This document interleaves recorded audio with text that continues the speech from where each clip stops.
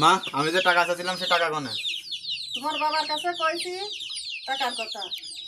তা কইলেও যে তেল আর সার কিনবে, সামনেই রিটার্ন করতে হবে। আমিও তো কিছু বুঝি না, আমার টাকা লাগবে, আমি ফোন কিনবো। তোমার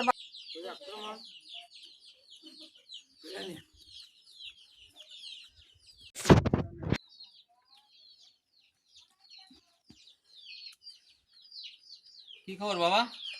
তুমি রাগারাগি করতেছো, কি কি হয়েছে? যে আমি যে টাকা চাচ্ছিলাম সে টাকা কোনে?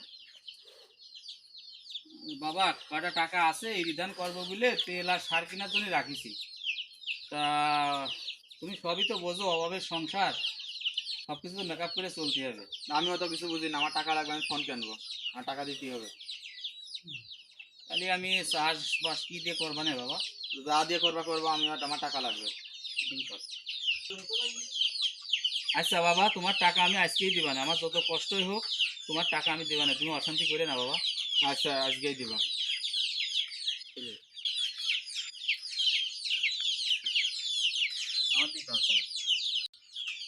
তেলের তো কলাম টাকা দিবা নে, যে টাকা দিলে আমি চাষ করবান কি করে, এরকম যে কি করি।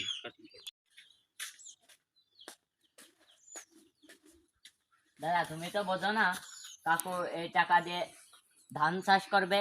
কাকু তো আমাদের সবার খাওয়া পড়াই করে।